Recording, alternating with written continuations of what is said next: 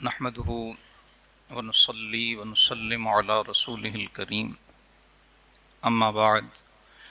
فاعوذ بالله من الشيطان الرجيم بسم الله الرحمن الرحيم يريدون ان يطفئوا نور الله بافواههم ويأبى الله الا ان يتم نوره ولو كره الكافرون هو الذي أرسل رسوله بالهدى ودين الحق ليظهره على الدين كله ولو كره المشركون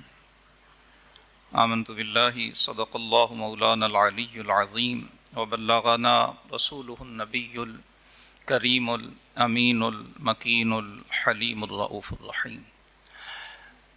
عزت مآب جناب پیر طریقت رہبر شریعت جناب پیر بدر الدین صاحب دامت برکاتہ وعمت فیوزہ، حد درجہ قابل احترام مخدوم و مکرم جناب پروفیسر ڈاکٹر ہمایوں عباس شمس صاحب، dean faculty of Islamic and oriental learning, government college university Faisalabad, اور جو ہماری جماعت خدام اہل سنت کے جملہ کارکنان اور جملہ عہدیداران، حد درجہ قابل احترام معزز علماء کرام، میرے بزرگوں، بہنوں اور بھائیوں، میں سب سے پہلے تو آج کی اس پروقار اور انتہائی مفید اور مؤثر کانفرنس کے انعقاد پہ قبلہ پیر صاحب کی خدمت میں اور جماعت خدام اہل سنت کے جملہ کارکنان کی خدمت میں ہدیہ تحسین اور ہدیہ تبریک پیش کرتا ہوں، اور دعا گو ہوں کہ اللہ رب العالمین ہمیں اس زمانے میں، جبکہ 21ویں صدی کا جو پہلا ربع ہے، فرسٹ کوارٹر،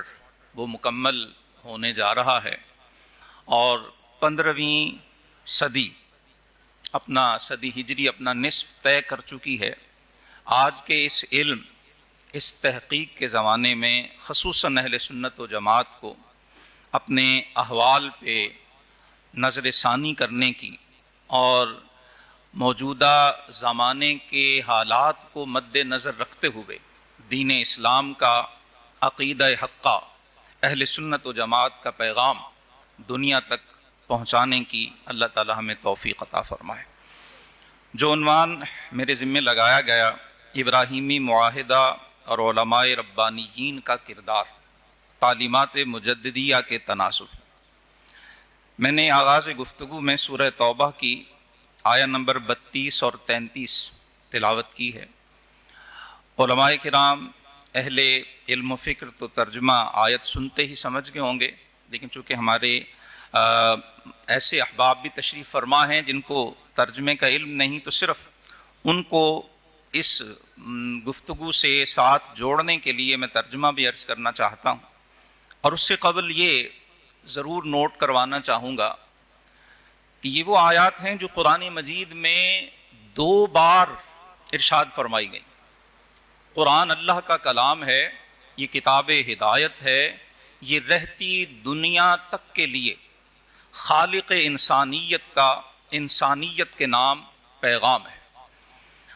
اس میں جو چیز ایک بار بھی ارشاد فرما دی گئی ہے، بندہ مومن کے لیے اس سے بڑھ کر اور کچھ بھی نہیں ہو سکتا۔ جو قرآن نے کہہ دیا ہے وہ حرف آخر ہے، لیکن اگر کسی چیز کو قرآن ایک کی بجائے 2 بار ذکر کرے تو وہ قرآن کے طالب علم کو اپنی جانب متوجہ ضرور کرتا ہے کہ آخر اس میں وہ کیا اہمیت ہے، اور اس پیغام کے اندر کیا ایسی خاص بات ہے کہ خالق کائنات جل مجدہ الکریم ایک کی بجائے 2 بار ارشاد فرما رہا ہے۔ یہ آیہ کریمہ جو میں نے تلاوت کی ہے، یہ سورہ توبہ کی آیہ نمبر 32 اور 33 ہے، اور بعین ہی یہی آیہ صرف معمولی سے فرق کے ساتھ سورہ صف میں بھی ارشاد فرمائی، یریدون ان یطفئوا نور اللہ بافواہہم۔ اور فہم قرآن کے لیے سیاق قرآنی کو مد نظر رکھنا بڑا ضروری ہے۔ سورہ توبہ بھی مدنی ہے، سورہ صف بھی مدنی، اور سورہ توبہ جو آخر میں نازل ہونے والی صورتیں ہیں ان میں اس کا شمار ہوتا ہے۔ سورہ توبہ کو بھی آیا نمبر 32 اور 33 سے ماقبل کی آیات اٹھا کے دیکھیے، سورہ صف کا آغاز بھی دو قوموں کا تذکرہ بالخصوص ان دونوں آیات سے پہلے کیا گیا، ایک یہود اور دوسرے نصارہ۔ عیسائیوں اور یہودیوں کا تذکرہ سورہ توبہ کی پچھلی آیات میں بھی ہے، سورہ صف کی ابتدائی آیات میں۔ عیسائیوں اور یہودیوں کے تذکرے کے بعد قرآن فرماتا ہے یریدون ان یطفئوا نور اللہ بافواہ، وہ چاہتے ہیں کہ اللہ کے نور کو اپنے منہوں سے بجھا دیں، اپنی پھونکوں سے بجھا دیں۔ وَيَأْبَى اللَّهُ إِلَّا أَن يُتِمَّ نُورَهُ، اور اللہ انکار کرتا ہے سوائے اس کے کہ وہ اپنے نور کو پورا کر کے چھوڑے گا۔ سورہ صف میں ہے وَاللَّهُ مُتِمُّ نُورِهِ، وہ تو چاہتے ہیں کہ اللہ کے نور کو بجھائیں اور اللہ اپنے نور کو پورا کرنے والا ہے۔ وَلَوْ كَرِهَ الْكَافِرُونَ، بھلے یہ کافروں کو کتنا ہی ناگوار گزرے۔ هُوَ الَّذِي أَرْسَلَ رَسُولَهُ بِالْهُدَى وَدِينِ الْحَقِّ، اللہ وہ ہے جس نے اپنے رسول کو ہدایت دے کے بھیجا ہے، دین حق دے کر بھیجا ہے۔ کس لیے؟ کہ باقی دینوں سے یہ نعوذ باللہ مغلوب ہو جائے، اس کے ماننے والے باقی دینوں سے مغلوب ہو کے زندگی بسر کریں۔ حاشا و کلا، اس دین کے بھیجنے والے کا ہرگز یہ مقصود نہیں تھا۔ لِيُظْهِرَهُ عَلَى الدِّينِ كُلِّهِ، اللہ نے اس دین کو بھیجا ہی اس لیے ہے کہ یہ سارے دینوں پہ غالب آ جائے۔ وَلَوْ كَرِهَ الْمُشْرِكُونَ، بھلے مشرک اسے کتنا ہی ناپسند جائے۔ یہ دونوں آیات اور دونوں مقامات، ان سے دو باتیں قطعی اور دو ٹوک انداز میں سامنے آتی ہیں۔ پہلی بات کہ یہود و نصارہ اپنی پھونکوں سے اللہ کے نور کو بجھانا چاہتے ہیں۔ اب پھونکنے سے مراد صرف یہ پھونک نہیں، جتنی سازشیں، جتنی کوششیں، جتنی کاوشیں، وہ علمی اور وہ نظریاتی میدان میں ہوں، وہ تجارت کے میدان میں ہوں، وہ ثقافت کے میدان میں ہوں، تہذیب کے میدان میں ہوں، سائنس اور ٹیکنالوجی کے میدان میں ہوں، یا وہ جنگ کے میدان میں، وہ اپنی کوششوں میں ہیں، کر رہے ہیں، کرتے رہے ہیں اور کرتے رہیں گے۔ لیکن اللہ کا فیصلہ یہ ہے کہ کفار کی تمام تر ناپسندیدگی کے باوجود اللہ کا نور پورا ہو کے رہے گا۔ اور دوسری چیز جو ان آیات میں دہرائی گئی کہ اللہ تعالیٰ نے اپنے رسول کریم رؤوف الرحیم علیہ الصلاۃ والتسلیم کو دین حق اور ہدایت دے کر بھیجا، اور مشرکین کی تمام تر نفرت اور کراہت کے باوجود یہ دین غالب آ کے رہے۔ قرآن حکیم کے اس بیان سے معلوم ہوا کہ یہود و نصارہ اسلام اور مسلمانوں کے خلاف سازشوں سے باز نہیں آئیں گے۔ اللہ احکم الحاکمین کی رضا دین اسلام کو غالب کرنا۔ یہود و نصارہ کا گٹھ جوڑ اسلام مخالف سرگرمیوں میں پیش ہوتا ہے، اور خالق کائنات ان کے توڑ کا انتظام بھی فرماتا ہے۔ لیکن جو بات یہاں ضرور یاد رکھنی چاہیے، مد نظر رہنی چاہیے، ہم یہ سمجھتے ہیں کہ جب اللہ نے دین کو غالب کرنا ہے تو ہماری کوئی ذمہ داری نہیں، ہمارے لیے کھلی چھوٹ ہے، ہم بس کھائیں پئیں سوئیں جاگیں اپنی ذاتی زندگی بسر کریں، اس کے سوا ہماری کوئی ذمہ داری۔ یہ دوسری غلط فہمی ہے جس میں آج بدقسمتی سے ہم مبتلا ہیں۔ یاد رکھیے اللہ پاک نے اس دنیا کو عالم اسباب بنایا، اور جو فرد یا قوم اپنے اسباب و وسائل کو جتنا مؤثر، بہتر اور بروقت استعمال کرے گی، وہی مطلوبہ اور من پسند نتائج کی بھی حقدار۔ اللہ کا دین غالب آ کے رہے گا، لیکن خوش قسمتی اس کی ہے جو غلبہ دین کی اس جد و جہد میں اپنی زندگی کی چند سانسیں استعمال کر لے، جو اللہ کے اس مشن میں ساتھی بن جائے، اس مشن کے لیے جو اپنی زندگی کے کچھ لمحات صرف کر دے، وہ بڑا ہی باعث جو ہے وہ سعادت ہے اور بڑا ہی خوش نصیب ہے۔ قرآن کا اصول اٹل ہے، سنت اللہ التی قد خلت من قبل ولن تجد لسنت اللہ تبدیلا۔ صرف یہ سمجھ لینا کہ ہم چونکہ اشرف الانبیاء کی امت ہیں، ہم چونکہ خیر الامم ہیں، تو ہم سوئے بھی رہیں تو یہ خیریت اور دنیا میں غلبہ مل جائے گا، این خیال است و محال است و جنو، یہ خود قرآن کے بتائے ہوئے اصولوں کے خلاف۔ اس مختصر تمہید کے بعد اس مقالے میں ابراہیمی معاہدہ اور اس کے اثرات اور تعلیمات مجددیہ کے تناظر میں علماء ربانی کی ذمہ داریوں کو سمجھنے کے لیے مقالے کو 3 عنوانات میں تقسیم کیا گیا۔ پہلا عنوان معاہدہ ابراہیمی کا تعارف، یہ ہے کیا؟ دوسرا عنوان اس معاہدے کا پس منظر، اور تیسرا عنوان ہے اس معاہدے کا پیش منظر، موجودہ صورتحال، اور آخر میں تعلیمات مجددیہ اور علماء ربانیین کا کردار جو ہے اسے بحث میں اسے ذکر کیا گیا۔ سب سے پہلا جو نقطہ ہے ابراہیمی معاہدہ، دا ابراہم اکارڈز ڈیکلریشن، امریکی حکومت کی سرکاری website US department of state, اس پر اس معاہدے کا پورا جو ایک ڈاکومنٹ ہے وہ موجود ہے، عام ہے، کوئی شخص بھی دیکھ سکتا ہے۔ اس کے مطابق اس کا بنیادی مقصد مشرق وسطیٰ یا مڈل ایسٹ میں امن قائم کرنا اور اس معاہدے کا حصہ بننے والے ممالک کے درمیان کاروبار، سائنس اور ٹیکنالوجی کو فروغ دینا ہے۔ 15 ستمبر 2020 کو متحدہ عرب امارات UAE، جسے ہم عموماً دبئی کہہ دیتے ہیں، بحرین اور اسرائیل کے مابین اس معاہدے پر دستخط ہوئے۔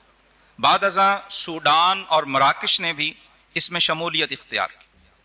یہ تو جو امریکی حکومت اور ان کی ویب سائٹ بتا رہی ہے اس کے مطابق، لیکن اب اس میں ہے کیا؟ اگر غور سے دیکھا جائے تو اس معاہدے کا بنیادی مقصد امریکی چھتری تلے اسرائیل کو تحفظ فراہم کرنے کے لیے ہمسایہ عرب ریاستوں کے ساتھ تعلقات کو معمول پر لانا اور رکن ممالک کی جانب سے اسرائیل کو باقاعدہ طور پر تسلیم کرنا ہے، جس کے نتیجے میں دستخط کرنے والے ممالک، یعنی جو اس معاہدے میں شامل ہوں گے، ان ممالک کو مختلف قسم کی مراعات اور امریکہ بہادر کی طرف سے فوجی اور دفاعی ساز و سامان کی فراہمی، مختلف بین الاقوامی تنازعات میں ان ممالک کی طرفداری اور بین الاقوامی اداروں بشمول اقوام متحدہ، عالمی بینک اور دیگر میں ان ممالک کو رعایت اور سہولت مہیا کرنا یہ شامل ہے۔ یہاں یہ بات یاد رہے کہ امریکی پریزیڈنٹ ڈونلڈ ٹرمپ اپنے پہلے صدارتی دور میں اس معاہدے کو ڈیل آف دا سنچری کہا کرتے تھے۔ وہ کہتے تھے 21ویں صدی کی جو سب سے بڑی ڈیل، جو سب سے بڑا معاہدہ ہے وہ یہ ہے جو وہ کرنے جا رہے ہیں، جسے بعد میں ابراہیمی معاہدے کا نام دیا گیا۔ ابراہیمی معاہدے کا نام کیوں دیا گیا؟ یہ بھی ایک اصطلاح کا غلط استعمال۔ نام دینے والوں کا کہنا یہ ہے کہ جناب سیدنا ابراہیم خلیل اللہ علی نبینا وعلیہ الصلاۃ والسلام، چونکہ آپ یہودیوں کے ہاں بھی قابل احترام ہیں، عیسائیوں کے ہاں بھی محترم ہیں، اور دین اسلام میں بھی آپ کا اعزاز و اکرام ہے، تو یہ جو دنیا کے 3 بڑے دین ہیں، اسلام، یہودیت اور عیسائیت، یہ تینوں چونکہ جناب ابراہیم علیہ السلام کے مقام، ان کے احترام اور ان کی نبوت پر متفق ہیں، لہٰذا ان تینوں ادیان کو اکٹھے ہونا چاہیے اور اکٹھے ہو کر چلنا چاہیے۔ یہ جو وہ کہنا چاہتے ہیں وہ اس کے پس پردہ جو چیزیں ہم آگے چل کر اس کو سمجھیں گے۔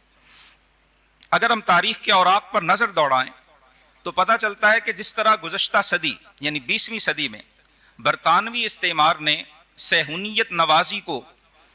عروج پر پہنچاتے ہوئے تمام تر قانونی اور اخلاقی حدود کو پامال کرتے ہوئے اسرائیل کی غاصب اور ناجائز ریاست کو جنم دیا تھا،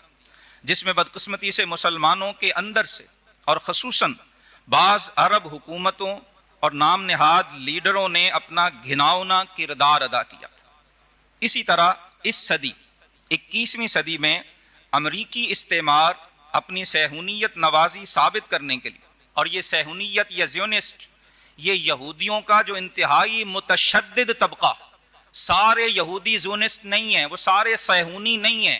صہیونی اپنے سوا کسی دوسرے کو زندگی کا حق دینے پہ آمادہ نہیں ہے۔ نیتن یاہو اور اس کی ٹیم وہ یہی صہیونی ہیں کہ جن کے نزدیک سوائے ان کے دنیا میں کسی کو جینے کا حق نہیں۔ امریکہ ان صہیونیوں کو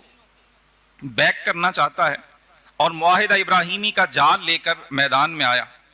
اور کتنے دکھ کی بات ہے کہ جو مغربی حکومتیں اور ادارے انسانی حقوق، خواتین کے حقوق، بچوں کے حقوق، جانوروں کے حقوق، آزادی اظہار، آزادی صحافت اور مساوات انسانی کے سب سے بڑے مبلغ اور چیمپئن کہلاتے ہیں، غزہ اور فلسطین کے ہزاروں شہداء، جن میں ایک بہت بڑی تعداد چھوٹے بچوں اور خواتین کی ہے،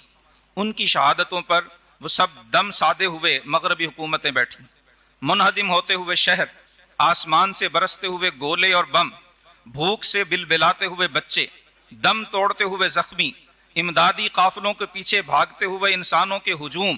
اور ان پر گولیاں اور بارود برساتے ہوئے سفاک، وحشی اور درندہ صفت صہیونی غنڈے، یہ سب آغاز ہے ڈونلڈ ٹرمپ اور اس کی سفاک ٹیم کے تیار کیے ہوئے معاہدہ ابراہیمی کا۔ اس معاہدے کی سامنے لائی جانے والی تفصیلات جتنی بھی خوبصورت اور دل نشیں ہوں، مگر یہ حقیقتاً اسرائیل کی حفاظت اور اس کے توسیع پسندانہ عزائم کو امریکی حصار اور دفاعی تحفظ فراہم کرنے کی دستاویز ہے، اور اس کے پس پردہ عزائم میں مسلمانوں کو دینی شعور اور مذہبی حساسیت سے بیگانہ کرنا یہ شامل ہے۔ اس معاہدے کا پس منظر کیا اچانک سے یہ معاہدہ سامنے آ گیا؟ یاد رکھیں، دنیا میں کچھ بھی اچانک نہیں ہوتا، حادثات دفعتاً نہیں ہوتا۔ اس کے پیچھے کیا ہے؟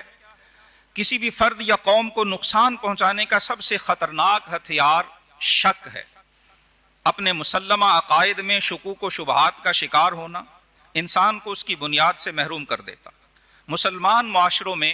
ایسے فتنہ باز پروان چڑھانا جن کا مقصود مسلمات میں شکوک و شبہات پیدا کرنا، یعنی جو چیزیں مسلمانوں میں 14 صدیوں سے مسلمہ ہیں، ثابت شدہ ہیں، تسلیم شدہ ہیں، ان میں بھی شک پیدا کر دینا، یقینیات کو ظنیات میں داخل کرنا، قطعیات کو محتملات میں شامل کر کے نقد و نظر اور تنقید و تبصرہ یا تحقیق کے لبادے میں تشکیک کو فروغ دینا، یہ باطل اور استعماری قوتوں کا من پسند مشغلہ رہا ہے۔ اگر ہم صرف ماضی قریب کی بات کریں تو 19ویں صدی میں ایران میں جنم لینے والے بہائی مذہب کو ہم بطور مثال پیش کر سکتے ہیں۔ مرزا محمد علی باب اور پھر بہاؤاللہ شیرازی کے ذریعے روسی اثر و رسوخ سے جس فتنے کو پروان چڑھایا گیا، ان کے عقائد کیا تھے، ان کی دعوت کیا تھی، ان کے مراکز کہاں ہیں؟ اگر ان سوالوں کا جواب ڈھونڈ لیا جائے تو معاہدہ ابراہیمی کا پس منظر سمجھنے میں مدد مل سکتی ہے۔ بہائی مذہب کا ایک ماہنامہ پاکستان سے بھی شائع ہوتا ہے، نفحات کے نام سے۔ اس کی اکتوبر 1996 کی اشاعت میں بہائی مذہب کے عقائد یوں ذکر کیے گئے ہیں: اہل بہا تمام پیغمبروں اور اوتاروں کو مانتے ہیں، تمام مذاہب اصل میں ایک ہی ہیں، سب مقدس کتابیں اصل میں ایک ہی کتاب ہیں،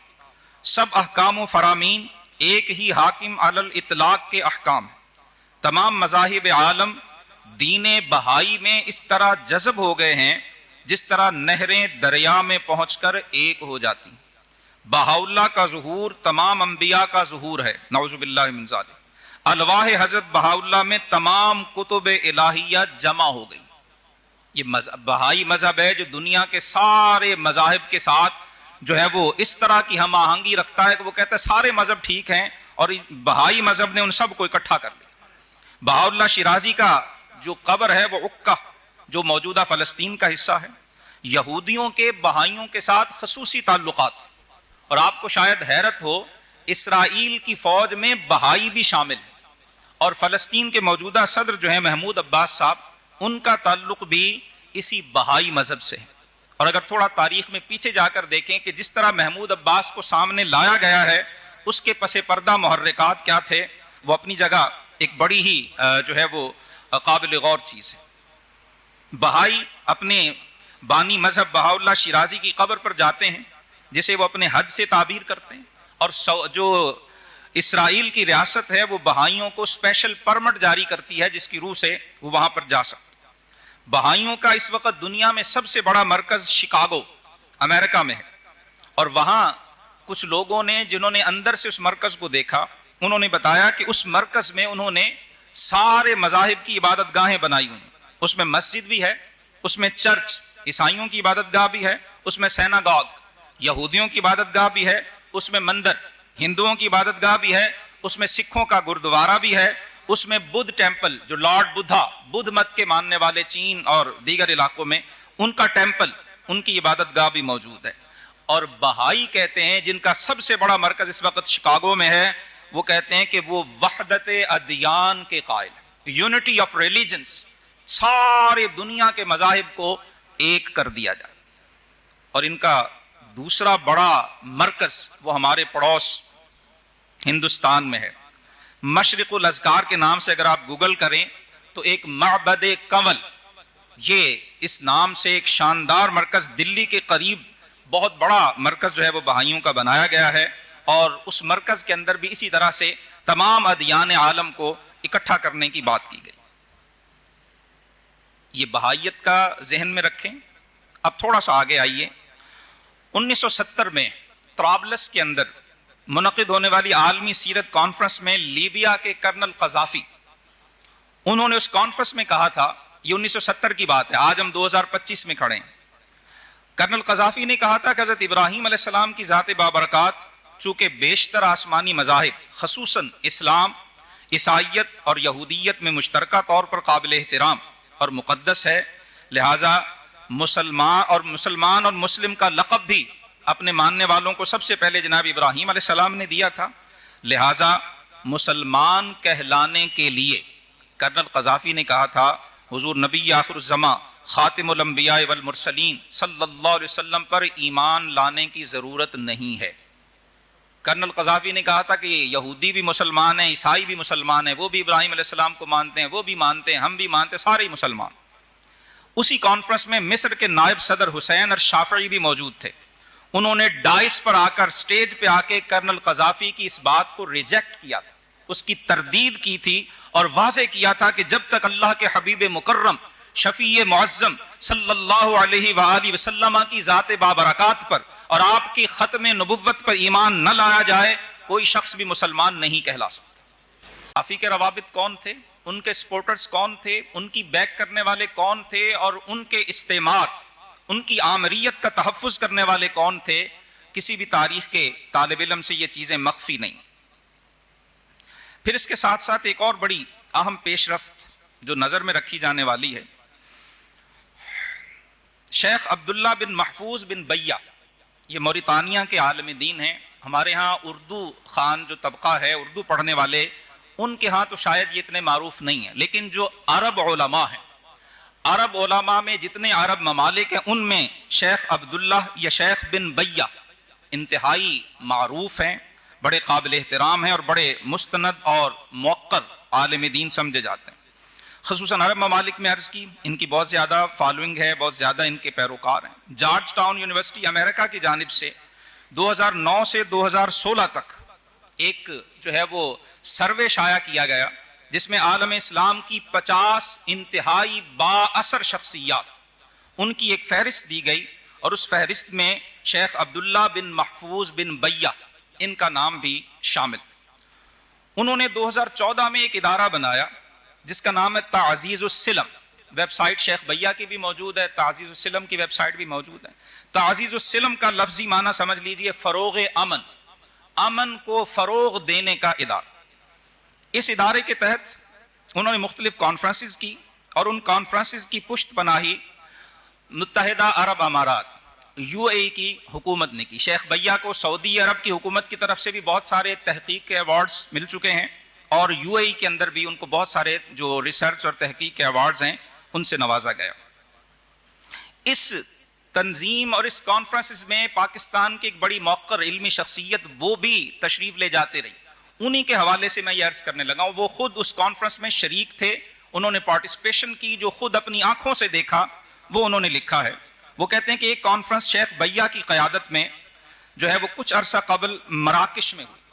اور اس مراکش کی کانفرنس کا عنوان میثاق مدینہ تھا، اور اس کانفرنس میں جس میں پورے عالم اسلام سے چیدہ اور منتخب اہل علم شخصیات کو مدعو کیا گیا، پاکستان سے بھی کچھ شخصیات وہاں تشریف لے گئے۔ اس کانفرنس کے اعلامیے میں یہ بات رکھی گئی کہ میثاق مدینہ میں یہ چیز موجود ہے، اور اس کے نتیجے میں ہر مسلمان ریاست کو اپنے غیر مسلم شہریوں کے ساتھ ایسا معاہدہ کرنا چاہیے جس کی روح سے مسلم اور غیر مسلم امت واحدہ شمار، امت واحدہ۔ شیخ بیا ہیں، UAE سعودی عرب کی گورنمنٹ ان کو فل سپورٹ کرتی ہے۔ جارج ٹاؤن یونیورسٹی کہتی ہے وہ مسلمانوں کی اس زمانے کی 50 مؤثر ترین شخصیات میں وہ شامل ہیں۔ پاکستان کے ایک موقر عالم دین بتا رہے ہیں کہ انہوں نے اس پہ اپنے تحفظات کا اظہار کیا، اور انہوں نے اس اعلامیے پہ دستخط کرتے ہوئے اپنا نوٹ لکھا کہ میں اس چیز سے متفق نہیں ہوں کہ مسلمان، عیسائی اور یہودی کو امت واحدہ قرار دیا جائے، لیکن اس اعلامیے میں باقاعدہ یہ ڈونلڈ ٹرمپ کے اور معاہدہ ابراہیمی کے سامنے آنے سے پہلے کی باتیں، یہ میں پس منظر صرف آپ کے سامنے رکھ رہا ہوں۔ اب پھر یہ عالمی سطح پر ایک چھوٹا سا میں نے آپ کے سامنے جو ہے وہ پس منظر اور چند باتیں رکھی ہیں۔ ایک دو چیزیں اب یہاں ہمارے اردو داں طبقے میں جو سننے میں آئیں کچھ آوازیں پچھلے عرصے میں، اور میرے خیال میں خصوصاً یہ جو پچھلے 25 برس ہیں، ایک آواز ہمارے ہاں یہ بھی سنی گئی کہ جو عیسائی اور یہودی ہیں انہیں کافر نہیں کہنا چاہیے، انہیں غیر مسلم نہیں کہنا چاہیے، بلکہ ان کو مومنین اور بلیورز میں شامل کرنا چاہیے۔ یہ اردو بولنے والوں میں کہے گی، ریفرنس آرٹیکل میں دیا گیا، آپ دیکھ لیجیے۔ یہ پاکستان سے آواز اٹھائی اور اس کی ہمارے علماء نے تردید کی، مفتی منیب الرحمان صاحب دامت برکاتہ عالیہ نے اور دیگر علماء نے۔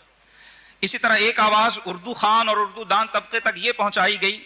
کہ ہم کسی کو بھی کافر کہنے کے ہمیں حق نہیں ہے، ہم قادیانیوں کو بھی کافر نہیں کہہ سکتے،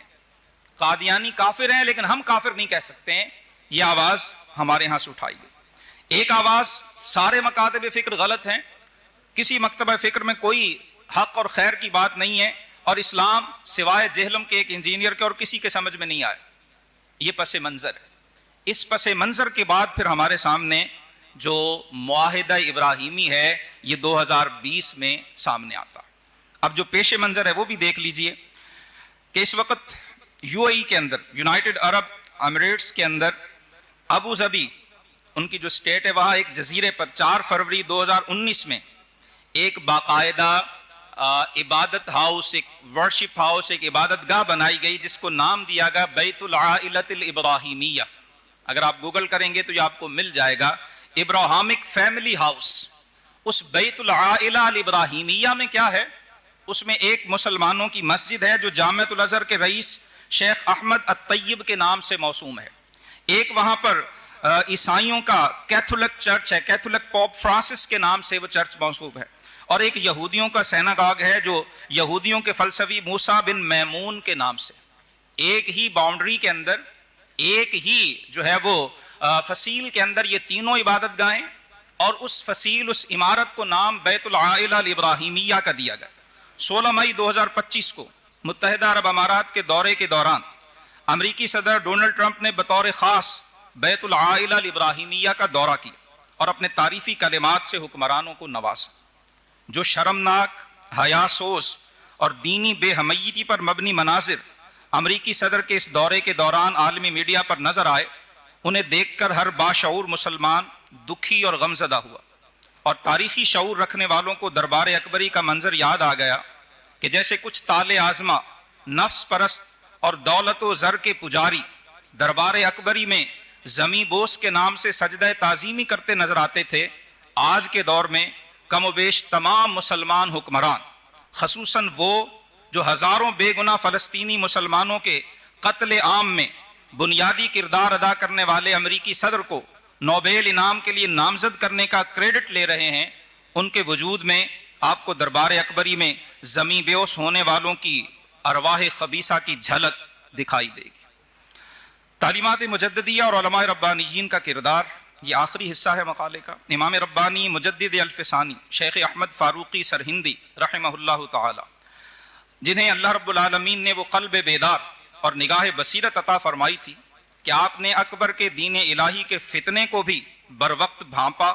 اور اپنے مکتوبات شریفہ کے ذریعے اپنی قوت استقامت اور علمی جلالت سے فتنہ اکبری کا سد باب بھی کیا، اور آنے والوں کے لیے بھی نشان منزل کو اجاگر کر دیا۔ آپ کی تصنیف لطیف اثبات النبوہ اور رسالہ تحلیلیہ آج بھی اتنی ہی مؤثر اور کارگر ہیں جتنی فتنہ اکبری کے زمانے میں تھی۔ مکتوبات شریفہ کا یہ اقتباس مبارک آج بھی تازگی ایمان اور سکون قلب کا ذریعہ ہے۔ حضور مجدد الفسانی فرماتے ہیں، حضرت سیدنا محمد الرسول اللہ صلی اللہ علیہ وآلہ وسلم تمام نبیوں کے خاتم، اور آپ صلی اللہ علیہ وآلہ وسلم کا دین ادیان سابقہ کا ناسخ ہے، اور آپ کی کتاب پہلی کتب سے بہترین ہے۔ آپ کی شریعت کا ناسخ کوئی نہیں ہوگا، اور قیامت تک یہی شریعت رہے گی۔ حضرت عیسیٰ علیہ السلام نزول فرمائیں گے، وہ بھی آپ کی شریعت ہی پر عمل کریں گے، اور آپ کے امتی کی حیثیت میں رہیں گے۔ شیخ مجدد کا سب سے بڑا کارنامہ نبوت محمدی علی صاحبہا الف الف تحیہ و سلام کی ضرورت، اہمیت اور ابدیت پر اہل ایمان کے دلوں میں کامل یقین پیدا کرنا۔ آج عرب ممالک میں الحمدللہ ربیع الاول کی یکم ہو چکی ہے، ہمارے ہاں انشاءاللہ شاید کل ہوگی۔ 1500 سالہ اللہ کے حبیب مکرم صلی اللہ علیہ وآلہ وسلم کا جشن ولادت بھی ہم منانے جا رہے ہیں۔ اس نسبت سے اور آج کی کانفرنس کی نسبت سے میں یہ ضرور عرض کرنا چاہتا ہوں کہ نبوت کی سب سے بڑی خیرات جو انسانیت کو نصیب ہوتی ہے وہ یقین ہے۔ اسی یقین کو ایمان کہتے ہیں۔ اور جو ہمارا آج کا عنوان کانفرنس ہے، جس شخصیت کے نام سے امام ربانی رحمہ اللہ تعالی، اور ہر زمانے میں جو میں نے عرض کی تھی وَيَأْبَى اللَّهُ إِلَّا أَن يُتِمَّ نُورَهُ، اللہ پاک کو منظور ہے کہ اس کا نور پورا ہو کے رہے گا۔ اللہ کسی نہ کسی شخصیت کو ہر زمانے میں ضرور یہ عہدہ، یہ منصب، یہ ذوق اور یہ قوت روحانی اور ایمانی عطا فرماتا ہے کہ وہ ان باطل پرستوں کی ساری سازشوں کا فتنہ چاک کر کے چھوڑ دیں۔ خوش قسمتی ان کی ہوتی ہے، سعادت مند نفوس وہ قرار پاتے ہیں جو ایسے موقع پر حق کا ساتھ دینے پہ آمادہ ہوا کرتے ہیں۔ یقین ہی ہر فتنے کا توڑ ہے۔ انبیاء بھی یقین کی خیرات ہی بانٹتے ہیں اور اولیاء کاملین بھی اسی یقین کا تبرک ہی اپنے ماننے والوں کو عطا کیا کرتے ہیں۔ آج کے اس پرفتن دور میں علماء ربانیین کا کردار بڑی اہمیت کا حامل ہے، اور حضور مجدد الف ثانی کا طرز عمل ہم سب کے لیے مشعل راہ ہے۔ آج کے فتنوں سے آگاہی، ان کے پس پردہ حقائق سے واقفیت، قرآن و سنت کا علی وجہ البصیرہ فہم و ادراک، سلف صالحین اور مجددین امت کے تجدیدی کاموں سے شغف، مصلحان امت کے طریقہ احیاء دین سے کامل واقفیت، اور ان بزرگان دین کے نقش قدم پر چلتے ہوئے خود کو صبر و ہمت اور دین کے لیے ایثار و قربانی کے لیے آمادہ رکھنا، یہی وہ زاد راہ ہے جس کے ساتھ اس وادی پرخار کو طے کرنا ممکن ہے۔ اور جب کبھی پاؤں کے آبلے ستانے لگیں، رستے کی صعوبتیں ڈرانے لگیں، تو دل و دماغ میں اس آیت کو دہرا کر قوت و طاقت کی کمک حاصل کر لینا ہی نوید فلاح ہے۔ هو الذی ارسل رسولہ بالہدی ودین الحق لیظہرہ علی الدین کلہ ولو کرہ المشرکون۔ شیخ مجدد رحمہ اللہ نے مسلمانوں کے باہمی معاملات میں افہام و تفہیم کی راہ سجھائی ہے۔ میں صرف اشارہ کروں گا، وقت نہیں ہے۔ آپ کا بہت بڑا کارنامہ شیخ محی الدین ابن اکبر رحمہ اللہ کے نظریہ وحدت الوجود اور اس کے نتیجے میں جو آپ کے زمانے میں خصوصاً خرابیاں جنم لے رہی تھیں ان کا رد ہے۔ لیکن آپ نے شیخ ابن اکبر کے بارے میں ادب سے گرا ہوا ایک لفظ بھی نہیں لکھا۔ حضور پیر صاحب قبلہ تشریف فرمائے، ہماری خوش قسمتی ہے آپ کی اور قبلہ ڈاکٹر صاحب کی مجدد صاحب اور مکتوبات سے جو واقفیت ہے میری ہرگز وہ نہیں ہے، لیکن جو تھوڑا بہت میں نے پڑھا، آپ نے نظریہ وحدت الشہود دیا۔ وحدت الوجود کے نتیجے میں صوفیاء خام جو خرابیاں پیدا کر رہے تھے ان کا قلع قمع اور رد کیا۔ ایک جملہ بھی شیخ ابن اکبر رحمہ اللہ کے بارے میں آپ کو پورے مکتوبات شریفہ میں نظر نہیں آتا۔ آج علماء کے لیے خصوصاً آج ہم ایک دوسرے کے لفظ پکڑ کے رائی کا پہاڑ بنانے میں لگے ہوئے ہیں، اور دشمن عالمی سطح پر ہمیں مٹانے میں لگا ہوا۔ شیخ مجدد نے ہمیں درس یہ دیا ہے کہ باہمی معاملات میں اختلاف رائے ہوا کرتا ہے، نظریے کو ابلاغ پہنچانے میں، ادا کرنے میں بعض اوقات الفاظ میں اور جملوں میں کچھ بے احتیاطی ہو جایا کرتی ہے۔ جو مجدد ہے، جس کا دل اپنے رب سے جڑا ہوا ہے، وہ کسی کو نیچا دکھانے کی خاطر امت کی اور قوم کی توانائیوں کو ضائع نہیں کیا کرتا۔ آج بدقسمتی سے ہماری توانائیاں ضائع ہو رہی ہیں، ان کاموں میں ضائع ہو رہی ہیں جن کا کخ فائدہ نہیں۔ آج ہم نے اپنی انا کے بت اتنے بڑے بڑے کر لیے ہیں کہ ہم کسی دوسرے کو دیکھنے کے قائل نہیں۔ آج شاید ہم بھی وحدت الوجود کے تو قائل ہیں، مگر پچھلے زمانے میں گمراہی تھی کہ وہ اللہ کے وجود کو ایک سمجھتے تھے۔ آج ہم وحدت الوجود سے مراد صرف اپنا وجود لیتے ہیں کہ ہم چما دیگر نیست، جہاں جو کوئی کھڑا اس کہتا ہے میرے سوا اور کوئی ہے ہی نہیں، کسی ماں نے جمیا ہی نہیں۔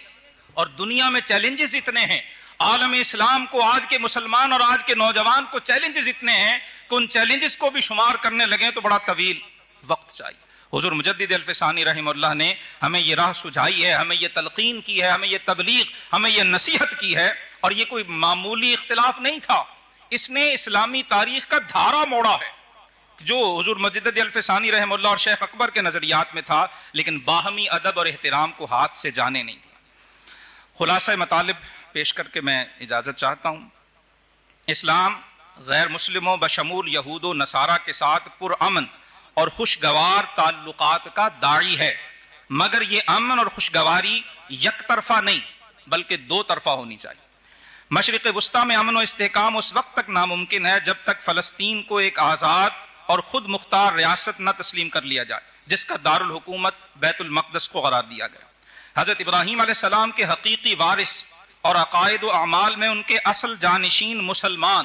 یعنی امت خاتم الانبیاء والمرسلین حضرت سیدنا محمد الرسول اللہ صلی اللہ علیہ وآلہ وسلم، اور یہ قرآن مجید نے سورہ آل عمران آیا نمبر 67 میں واضح کر دیا، ما کان ابراہیم یہودیا ولا نصرانیا ولکن کان حنیفا مسلما وما کان من المشرکین۔ خاندان ابراہیمی یا امت واحدہ یا معاہدہ ابراہیمی جیسی ذو معنی اصطلاحات سے یہ تاثر دینا کہ یہود و نصارہ کا بھی حضرت ابراہیم علیہ السلام سے اتنا ہی اور ویسا ہی تعلق ہے جیسا امت مسلمہ اور حضور خاتم النبیین صلی اللہ علیہ وآلہ وسلم کا ہے، یہ تاثر قرآن حکیم کی نص قطعی کے خلاف۔ سورہ آل عمران آیا نمبر 68 میں ارشاد ربانی ہے، ان اول الناس بابراہیم للذین اتبعوہ وہذا النبی والذین آمنوا۔ ابراہیم علیہ السلام کے سب سے قریبی، ان کے عقائد، ان کے نظریات، ان کے افکار اور ان کے دین کے سب سے بڑے وارث جو ان کی پیروی کرنے والے ہیں، یہ نبی مکرم محمد مصطفیٰ صلی اللہ علیہ وسلم ہیں اور ایمان والے ہیں۔ واللہ ولی المؤمنین، اور اللہ ہی مومنوں کا مددگار۔ بیت العائلہ الابراہیمیہ یا ابراہیمی معاہدہ دراصل اس نامکمل ایجنڈے کی تکمیل کا بہانہ ہے جس کی دعوت مشرکین مکہ نے آپ صلی اللہ علیہ وآلہ وسلم کو دی تھی کہ ایک سال آپ ہمارے خداؤں کی عبادت کریں اور ایک سال ہم آپ کے معبود کی پوجا کریں، جس کے جواب میں سورہ کافرون نازل ہو گئی تھی، قل یا ایھا الکافرون لا اعبد ما تعبدون۔ خانہ کعبہ کا بنا ابراہیمی ہونا اور مکہ مکرمہ کا اولاد ابراہیم کا مرکز ہونا مسلم ہے۔ کیا کوئی یہودی یا عیسائی حدود حرم میں داخل ہو سکتا؟ قرآن مجید کا ارشاد ہے، یا ایھا الذین آمنوا انما المشرکون نجس فلا يقربوا المسجد الحرام بعد عامهم ھذا۔ کتنے تعجب کی بات ہے کہ دین رحمت للعالمین میں تو اہل کتاب کو حرم ابراہیمی کے حدود میں فزیکل داخلے کی اجازت بھی نہ ہو، جسمانی طور پر بھی داخل نہیں ہو سکتا۔ آج امت کے بہت سارے اختلافات کے باوجود اس ایشو پہ، اس نقطے پہ کوئی اختلاف نہیں ہے کہ حدود حرم کے اندر نہ یہودی جا سکتا ہے نہ عیسائی جا سکتا ہے۔ اور آج کے نام نہاد مفتی، قاضی، عالم، ڈاکٹر اور فلاسفر